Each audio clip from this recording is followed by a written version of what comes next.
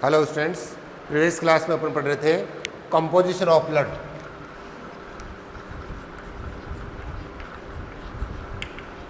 Composition of blood और आज अपन पढ़ रहे हैं ABO grouping system of blood और ब्लड ग्रुप।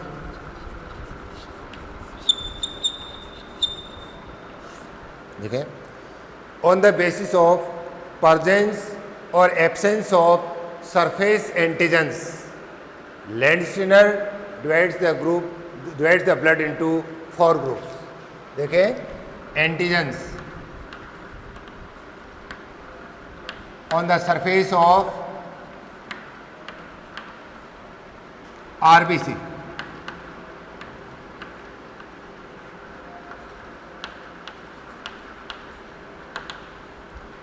देखिए आरबीसी के सरफेस पर एंटीजेंस, दो एंटीजेंस हैं, antigen A and antigen B.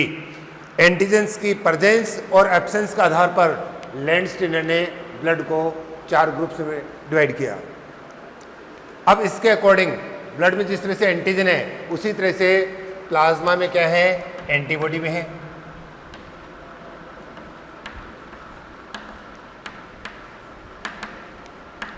तो यहां पर अपने ध्यान रखना है कि एंटीजेंस हमेशा कहाँ होंगी, आरबीसी की सरफेस पर, और एंटीबॉडीज कहाँ पे होंगे, प्लाज्मा में। तो अब डिफरेंट ब्लड ग्रुप्स की बात करते हैं। तो ब्लड ग्रुप में देखें, ब्लड ग्रुप है ए, ब्लड ग्रुप है बी, ब्लड ग्रुप है ए बी और ब्लड ग्रुप है ओ। 4 ब्लड ग्रुप है। अब इनमें देखिए आप, अगर अपन इनके एंटीजेंस की बात करें तो देखें इनमें एंटीजेंस, ए ब्लड ग्रुप में एंटीजन ए, बी में एंटीजन बी, ए बी में antigen A and B both, और ओ में कोई एंटीजन नहीं है। और अगर एंटीबॉडी की बात करें अपन,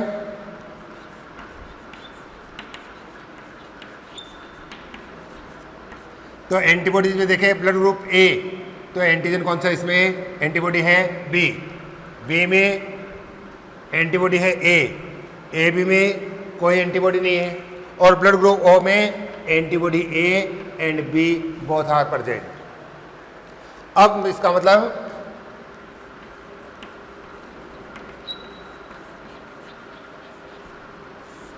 अब ये रिसीव किससे कर सकते हैं, जैसे ब्लड ग्रुप ए है, it can receive blood from blood group A and O, B में B and O, A B में A B, A B and O, और ए बी में केवल ओ।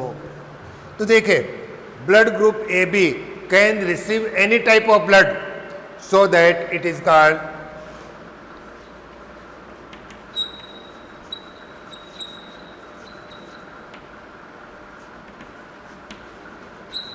Universal recipient. नेक्स्ट,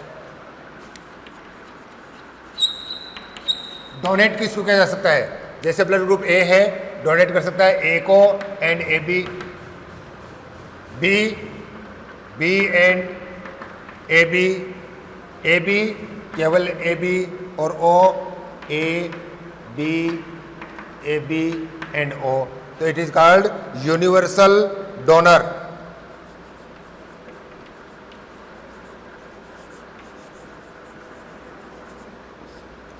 तो यहां पर ने देखा कि blood group A B is universal recipient and blood group O is universal donor. किस बेस पे, on the basis of antigens and antibodies. तो यहां पर अपन देखते हैं कि जैसे ब्लड ग्रुप ए है, उसमें एंटीजन है ए, लेकिन एंटीबॉडी क्या है, बी। और एक समान एंटीजन और एंटीबॉडी कभी भी एक साथ नहीं होंगे। अगर एक समान एंटीजन और एंटीबॉडी होंगे तो ब्लड एग्लूटिनेशन होगा। क्यों? क्योंकि एंटीजन और एंटीबॉडी में इंटरेक्शन होगा और ब्लड क्लॉटिंग के कारण से क्या होगा, डेथ हो जाएगी। इसको बोलते हैं एग्लूटिनेशन ऑफ ब्लड, यानी आरबीसी क्लम्पिंग कर जाएंगे, क्लम्पिंग करने से डेथ होगी। तो इसका मतलब during the transfusion of blood, blood transfusion करते समय it is necessary, it should be necessary to detect the presence of antigen and antibodies।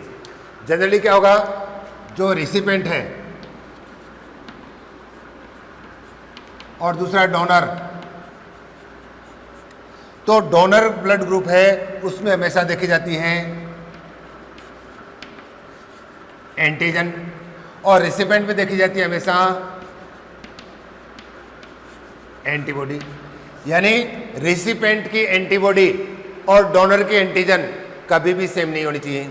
जैसे अपन यहाँ पर बात करें कि रिसिपेंट है ब्लड ग्रुप ए और डोनर मान लिया है डी, तो यहाँ पर रिसिपेंट में क्या देखेंगे, एंटीबॉडी, यानी ए में एंटीबॉडी क्या है, बी, और डोनर में क्या देखेंगे, एंटीजन, तो यहाँ पर बी में एंटीजन क्या है, बी। तो एक समान एंटीजन और एंटीबॉडी होने के कारण से इनमें इंटरेक्शन होगा, इंटरेक्शन होने के कारण से आरबीसी क्लम्प हो जाएंगी और ब्लड एग्लूटेशन के कारण से क्या हो जाएगी, डेथ हो जाएगी। दूसरा अपन रीजन देखते हैं, मान लिया रिसिपेंट तो है ए और डोनर है ओ, तो इस कंडीशन में देखें रेसिपेंट में से क्या देखेंगे, एंटीबॉडी, तो यहां पर एंटीबॉडी क्या है, बी।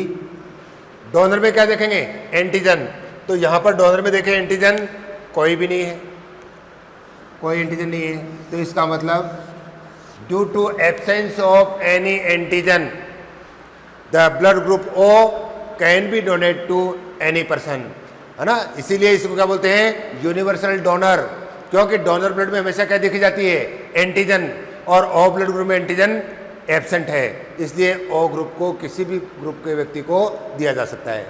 अब अगर अपन देखें, मान लिया रिसिपेंट है ए बी और डोनर है मान लिया ए, तो रिसिपेंट में से क्या देखेंगे, एंटीबॉडी, यहाँ पर एंटीबॉडी कोई नहीं है, तो यही कारण है कि blood group A B is universal recipient due to absence of any antibody.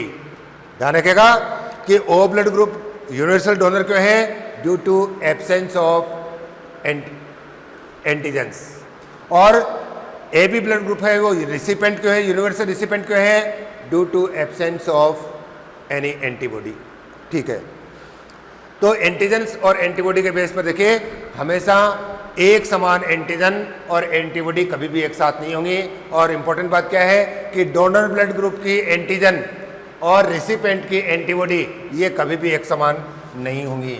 अगर ऐसा होगा तो क्या होगा, ब्लड एग्लूटिनेशन होगा, और जो डोनेट किया गया ब्लड है उसी का एग्लूटिनेशन होगा, और विच कैज डेथ ऑफ रेसिपेंट, जिससे रेसिपेंट की क्या हो सकती है, डेथ हो सकती है। ये था ब्लड ग्रुप। अब अपन देखते हैं कि generally each character of any person is controlled by a gene। कोई भी एक करेक्टर है वो किसके द्वारा कंट्रोल हो रहा है, एक जीन के थ्रू कंट्रोल हो रहा है, and A gene have mostly 2 alleles. तो इसका मतलब कोई भी करेक्टर है वो किससे कंट्रोल हो रहा है, 2 एलील से कंट्रोल हो रहा है, but some characters are controlled by more than 2 alleles, it is called multi-allele character।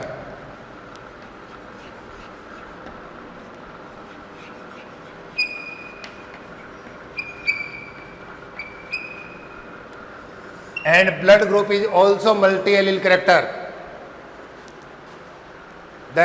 it is controlled by allele IA, allele B and allele O. 3 allele से कंट्रोल हो रहा है, तो इसको क्या कहा आपने, मल्टीपल एलील कैरेक्टर। अब यहां पर देखेंगे allele A and allele B both are dominant on allele IO। A और बी दोनों ही ओ पे क्या है, डोमिनेंट है, बट A एंड B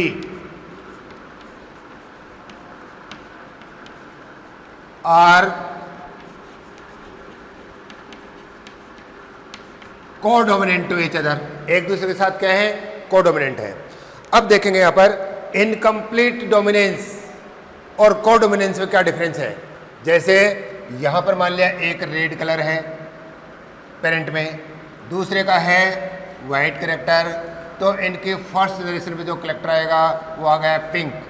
यानी F1 जनरेशन के हेट्रोजाइगस में दोनों पेरेंट का कोई मिडिल करेक्टर अपीयर हो रहा है, जैसे व्हाइट और रेड के बीच का मिडिल करेक्टर क्या हो गया, पिंक, तो इसको कहेंगे इनकम्प्लीट डोमिनेंस। इनकम्प्लीट डोमिनेंस का मतलब क्या हुआ कि F1 जनरेशन के हाइब्रिड में दोनों पेरेंट का कोई मिडिल करेक्टर अपीयर हो रहा है, तो क्या है वो इनकम्प्लीट डोमिनेंस है।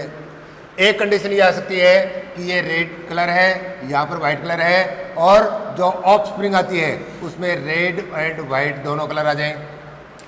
तो इसका मतलब क्या हुआ, यदि F1 जनरेशन के हाइब्रिड में उसके दोनों पेरेंट अपने करेक्टर को एक्सप्रेस कर रहे हैं तो इसको क्या कहेंगे, कोडोमिनेंस कहेंगे। तो इसका मतलब देखिए क्या हुआ कि ह्यूमन में ब्लड के जो जीनोटाइप हैं वो जीनोटाइप क्या हो सकते हैं, ब्लड ग्रुप ए के लिए दो जीनोटाइप हो सकते हैं, या तो ये कंडीशन हो सकती है या तो फिर ये कंडीशन हो सकती है। ऐसे ब्लड ग्रुप बी के लिए या तो क्या कंडीशन हो सकती है,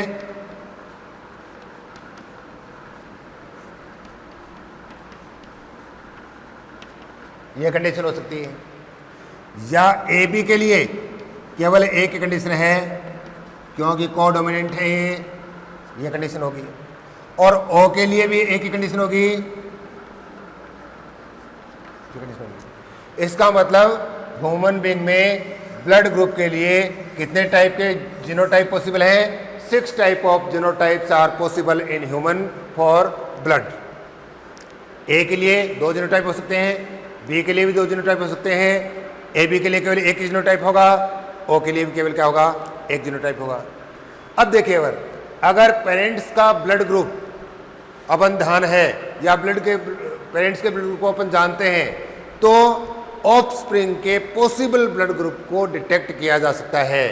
जैसे कैसे किया जाएगा डिटेक्ट इसको, जैसे अपन मान लेते हैं कि मदर और फादर में ये कंडीशन मान ली कि जो मदर है, मदर का ब्लड ग्रुप है मान लिया ए, और फादर है उसका ब्लड ग्रुप मान लिया बी, एग्जाम्पल मान लिया। तो इनके लिए देखें जो जीनोटाइप होगा वो क्या होगा, यहाँ पर जीनोटाइप होगा आई ए और ओ, और यहाँ पर जीनोटाइप मानेंगे आई बी और आई ओ। गैमेट बनेंगे तो यहाँ पर देखें आई ए और ओ, और यहाँ पर आई बी और ओ। अब देखें या तो ए के साथ क्या आ सकता है, बी आ सकता है, तो ब्लड ग्रुप क्या होगा ए बी, या फिर ए के साथ क्या आ सकता है, ओ आ सकता है, तो ब्लड ग्रुप क्या होगा ए, या ओ के साथ क्या आ सकता है बी, तो ब्लड ग्रुप क्या होगा बी, या ओ के साथ क्या आ सकता है ओ, तो ब्लड ग्रुप क्या होगा ओ। तो इसका मतलब मदर फादर में कोई एक का ब्लड ग्रुप ए है, दूसरे का ब्लड ग्रुप बी है, तो ऑफस्प्रिंग का पॉसिबल ब्लड ग्रुप क्या हो सकता है, ए बी भी हो सकता है, ए भी हो सकता है, बी भी हो सकता है, ओ भी हो सकता है। दूसरा अपन एग्जाम्पल देखते हैं, जैसे मान लिया मदर फादर में मदर का ब्लड ग्रुप है ए बी और फादर का ब्लड ग्रुप है ओ, ये यूनिवर्सल रेसिपेंट और यूनिवर्सल डोनर। तो यहाँ पर देखें, यहाँ पर जो जीनोटाइप होगा वो होगा आई ए और बी, और यहाँ पर जीनोटाइप क्या होगा आई ओ और ओ। तो गैमेट बनेंगे तो यहाँ पर 2 तरह के गैमेट बने, आई ए और बी, और यहाँ पर दोनों गैमेट एक ही जैसे बनेंगे, कौन से, आई ओ और ओ। तो यहाँ पर केवल 2 ही पॉसिबिलिटी है, या तो ए के साथ ओ आएगा या तो फिर बी के साथ ओ आएगा। तो ब्लड ग्रुप या तो क्या होगा ए हो सकता है या फिर ब्लड ग्रुप क्या होगा बी होगा। तो इसके बेस पर अगर अपने को मदर और फादर यानी पेरेंट्स के ब्लड ग्रुप का ध्यान है तो इस बेस पर अपन ऑफस्प्रिंग का पॉसिबल ब्लड ग्रुप को जान सकते हैं। जैसे अपने 2 एग्जांपल देखे, यहाँ पर मदर है ब्लड ग्रुप ए, फादर है ब्लड ग्रुप बी, तो ऑफस्प्रिंग में ब्लड ग्रुप कोई भी हो सकता है। दूसरा एग्जांपल अपने देखा कि मदर यूनिवर्सल रिसिपेंट यानी A B blood group, father universal donor यानी ओ ब्लड ग्रुप, तो इस कंडीशन के अंदर ब्लड ग्रुप ए भी हो सकता है, ब्लड ग्रुप बी भी हो सकता है। यह था ब्लड ग्रुप।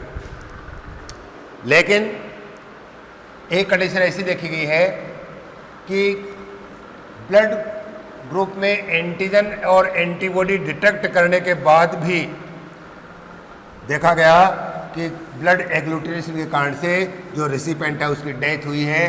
तो इस कंडीशन के अंदर क्या किया कि लैंडस्टीनर और विनर ने रेसस मंकी में एक और एंटीजन की खोज की। तो उसको बोलते हैं अपन RH फैक्टर। किसमें खोजा गया? रेसस मंकी में। किसने?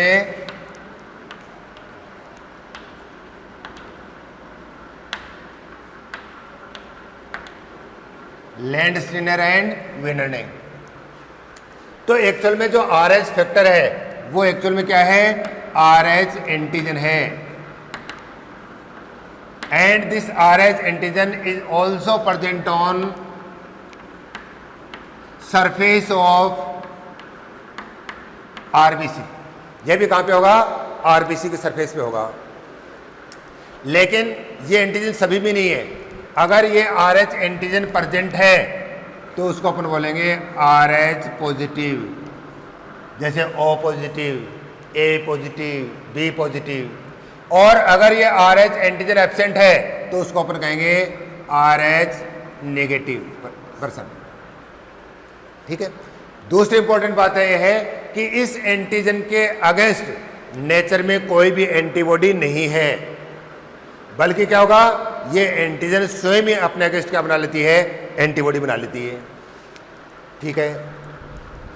तीसरी इंपॉर्टेंट बात कि RH पॉजिटिव का जो करेक्टर है वो डोमिनेंट करेक्टर है। तो इस कंडीशन में मदर फादर में कोई भी अगर RH पॉजिटिव है तो ऑफस्प्रिंग क्या होगी? RH पॉजिटिव होगी। एक कंडीशन देखिए आप कि अगर एक RH नेगेटिव पर्सन है और इस नेगेटिव पर्सन को first time RH positive blood transfuse किया गया है, this transfusion will be successful. यह ट्रांसफ्यूजन क्या होगा? सक्सेसफुल होगा।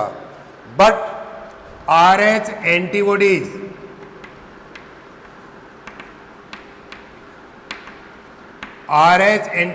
Are formed in recipient's blood. Recipient के ब्लड में आप क्या बन जाएंगी? RH एंटीबॉडी बन जाएंगी। अब ये तो फर्स्ट टाइम है। अब अगर सेकंड टाइम यही ब्लड ट्रांसफ्यूज किया जाता है सेकंड टाइम, तो देखिए डोनेट किए गए ब्लड के एंटीजन और रेसिपिएंट में है एंटीबॉडी, दोनों में इंटरेक्शन होगा और ब्लड ट्रांसफ्यूजन के कारण से रेसिपिएंट की क्या हो जाएगी? डेथ हो जाएगी। इसलिए it should be necessary to also detect the RH antigens in blood before the transfusion. एक कंडीशन और देखते हैं। अगर मदर और फादर अगर दोनों RH नेगेटिव हैं तो ऑफस्प्रिंग कैसी होगी? Negative. Mother positive, father negative, तो ऑफस्प्रिंग कैसी होगी? पॉजिटिव। अगर दोनों ही पॉजिटिव हैं तो ऑफस्प्रिंग कैसी होगी? पॉजिटिव। अगर मदर नेगेटिव है, फादर पॉजिटिव है, तो भी ऑप्शन कैसी होगी? पॉजिटिव होगी। अब देखें यहां की ये जो कंडीशन है जिसमें क्या बताया गया है कि मदर तो कैसी है? नेगेटिव और फादर क्या है? पॉजिटिव। तो यहां अपन देखेंगे कि मदर है RH नेगेटिव और फादर है RH पॉजिटिव, तो इनकी जो ऑफस्प्रिंग होगी वो कैसे होगा? जो फिटस डेवलप होगा वो कैसा होगा? RH पॉजिटिव होगा। In this condition first delivery will be successful. First delivery क्या होगी? सक्सेसफुल होगी।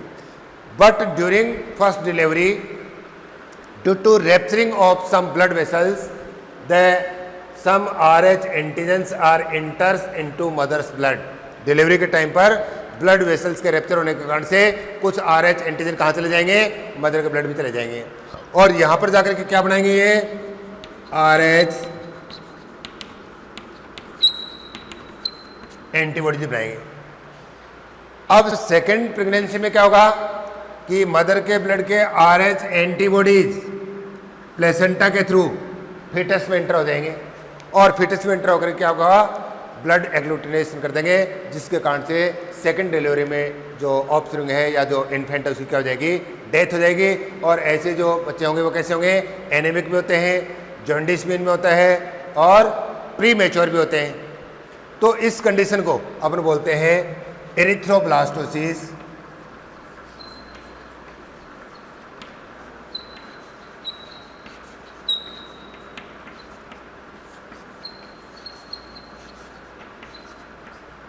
Erythroblastosis fetalis.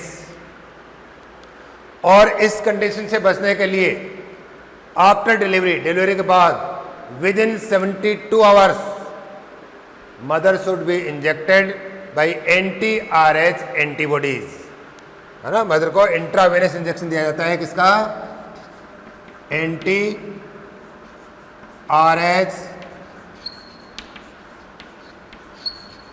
एंटीबॉडी का इंजेक्शन दिया जाता है, जिससे क्या होगा कि मदर के अंदर जो RH एंटीबॉडी बने हैं वो RH एंटीबॉडी क्या हो जाएंगे, बिल्कुल न्यूट्रलाइज हो जाएंगे। तो एक कंडीशन आती है RH फैक्टर। तो RH फैक्टर का मतलब ये एक एंटीजन है जो कहाँ होगी, RBC की सरफेस पर। जिन पर्सन में ये एंटीजन होगी RH पॉजिटिव, जिनमें नहीं है RH नेगेटिव, और ये एक डोमिनेंट कैरेक्टर है, ठीक है। और इसके अगेंस्ट नेचर में कोई भी एंटीबॉडी नहीं है, बल्कि क्या होगा कि ये स्वयं ही अपने अगेंस्ट क्या बना लेता है, एंटीबॉडी बनाती है। तो ऐसी कंडीशन के अंदर आपको बताया कि अगर एक नेगेटिव पर्सन को पॉजिटिव ब्लड ट्रांसफ्यूज करते हैं तो फर्स्ट ट्रांसफ्यूजन तो सक्सेसफुल होगा, लेकिन रिसिपेंट के ब्लड में RH एंटीबॉडी जनरेट हो जाएंगे।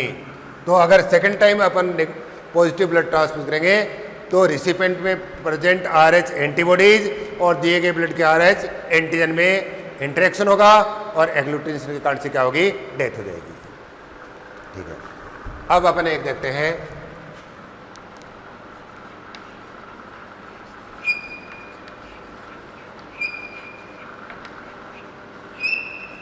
Blood clotting. देखिए कहीं भी इंजरी होगी, ब्लड फ्लो होगा, कुछ टाइम के बाद में क्लॉट हो जाएगा। तो यहाँ पर अपन देखते हैं कि blood clotting there include 13 factors are involve in blood clotting. 13 factors are involve in blood clotting. Most of the clotting factor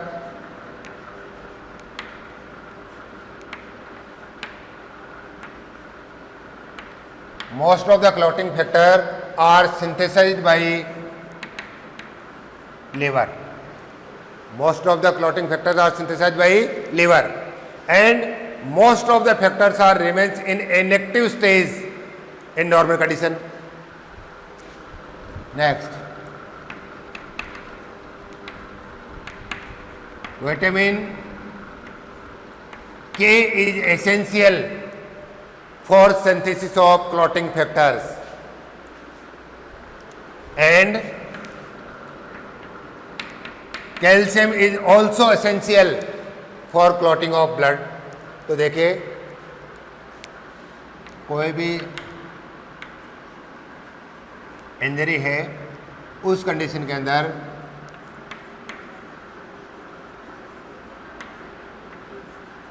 blood platelets and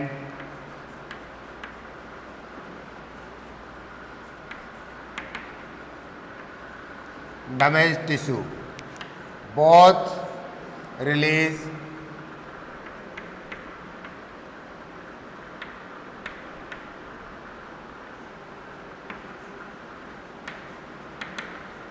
thromboplastin. Raptured platelets और डैमेज टिश्यू दोनों से क्या रिलीज होगा, थ्रोम्बोप्लास्टिन।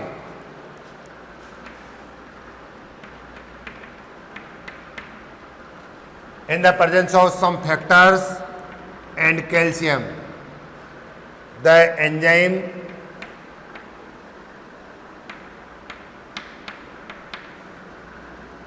thrombokinase becomes active. और thrombokinase क्या करेगा?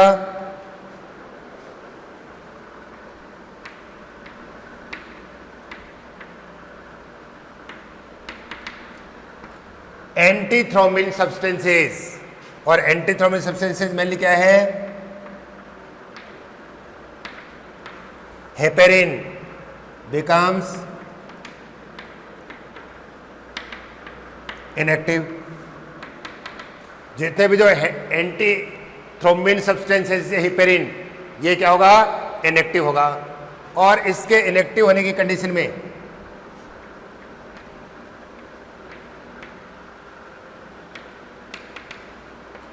Prothrombin जो एक इनएक्टिव प्रोटीन है, ये कन्वर्ट हो जाएगी थ्रोम्बिन, यानी हेपेरिन के इनएक्टिव होते ही प्रोथ्रोम्बिन है वो एक्टिव थ्रोम्बिन में कन्वर्ट हो जाएगी। और थ्रोम्बिन क्या करेगा? ब्लड में जो सोल्यूबल प्रोटीन है,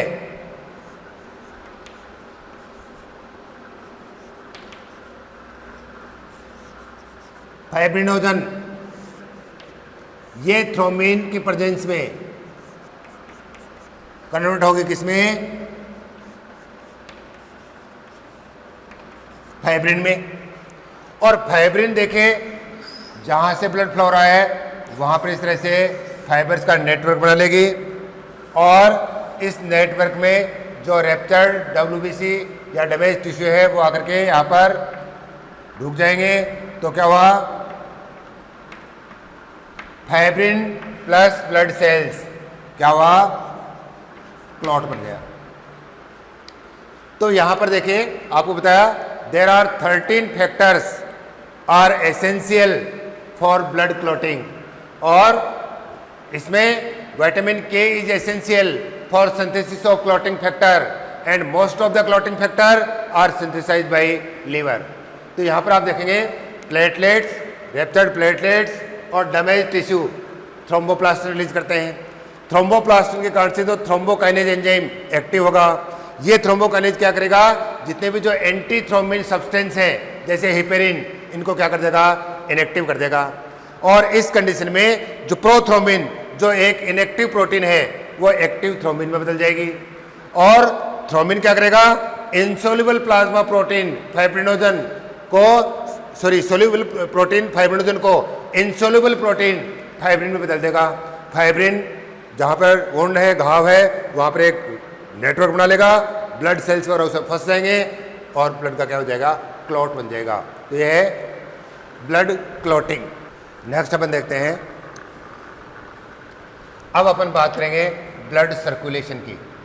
और ब्लड सर्कुलेशन सबसे पहले बात करें अपन हार्ट।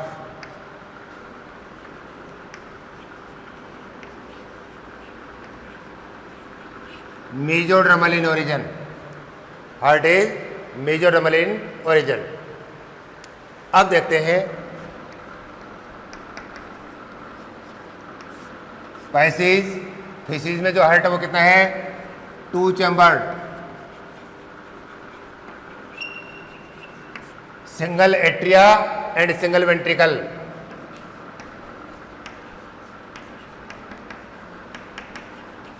एम्फीबियंस में 3 chambered, 2 atria and single ventricle.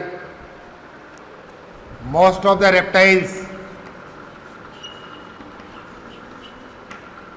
Incomplete 4 chambered, जिसमें क्या कंडीशन होगी कि दोनों एट्रिया तो में तो कंप्लीट डिवीजन होगा और वेंट्रिकल में इनकम्प्लीट डिवाइड होगा, तो 3 चैम्बर्ड इसको बोलेंगे अपन।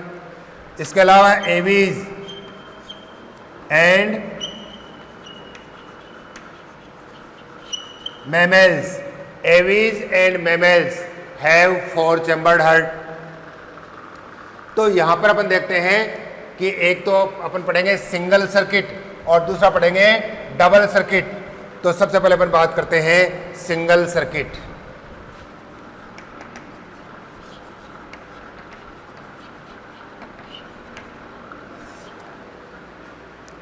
The organs which have two-chambered heart in which blood pass one time through the heart। ऐसे जीव जिनमें टू चैम्बर्ड हार्ट है उसमें एक कंप्लीट साइकिल में ब्लड हार्ट से केवल एक बार पास होगा, जिसको अपन क्या कहेंगे, सिंगल सर्किट कहेंगे। जैसे इनके रेस्पिरेटरी ऑर्गन्स हैं गिल्स,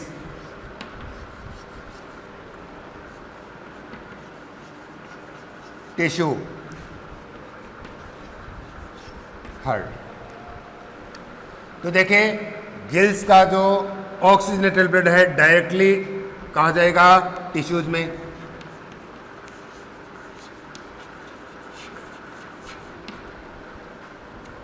टिश्यू का डीऑक्सीजनेटेड ब्लड कहाँ आएगा, हार्ट में।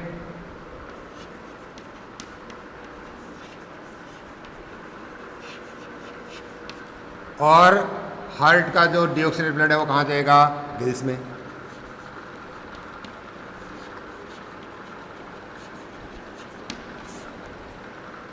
तो देखिए एक कंप्लीट साइकिल में ब्लड हार्ट से केवल एक बार पास हुआ है, तो इसको अपने क्या कहा, single circuit.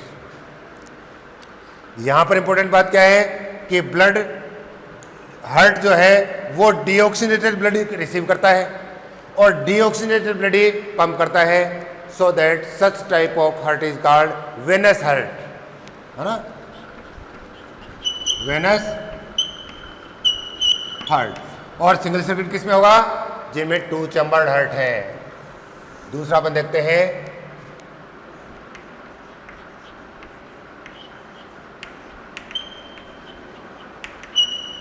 Double circuit.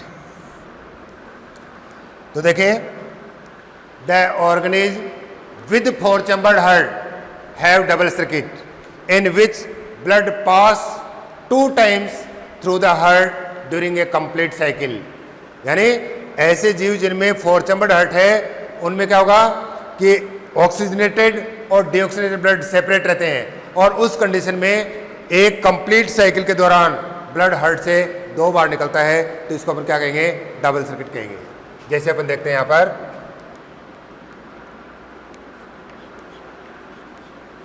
Lungs, tissues और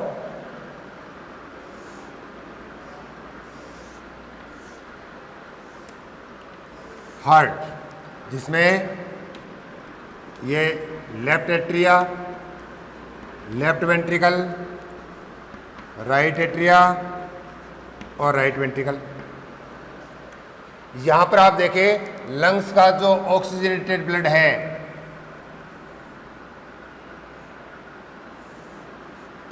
कहाँ आएगा, लेफ्ट एट्रिया में। ब्लड कैसा है ये,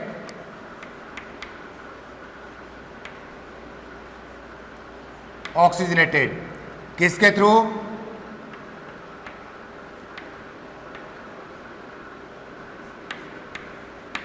पल्मोनरी वेन के थ्रू। और लेफ्ट एट्रिया से कहां पे आएगा ये, लेफ्ट वेंट्रिकल में। और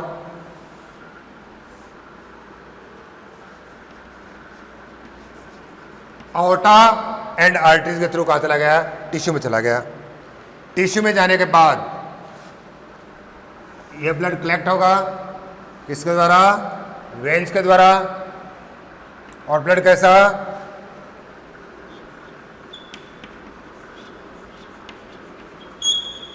डीऑक्सीनेटेड ब्लड। और ये वेना केवा के थ्रू कहाँ आएगा, राइट एट्रिया में। राइट एट्रिया से राइट वेंट्रिकल में और राइट वेंट्रिकल से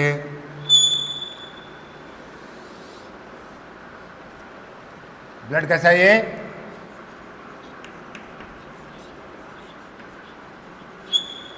डीऑक्सीनेटेड, किसके थ्रू,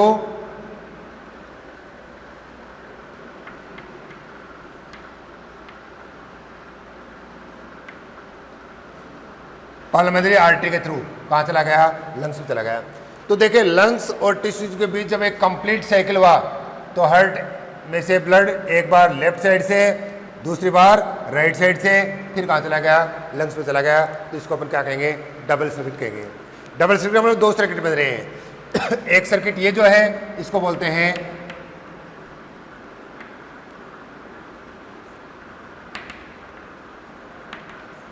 पार्लियामेंट्री सर्किट और इसको बोलते हैं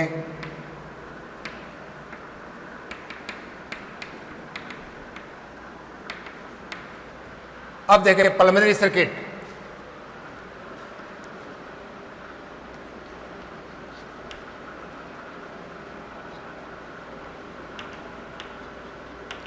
पार्लियामेंट्री सर्किट कहां से स्टार्ट हुआ, from right ventricle to left atria through lungs. देखें राइट वेंट्रिकल से लेकर के लंग्स से होते हुए और लेफ्ट एट्रिया तक का जो सर्किट है उसको अपन ने क्या कहा, पार्लियामेंट्री सर्किट। और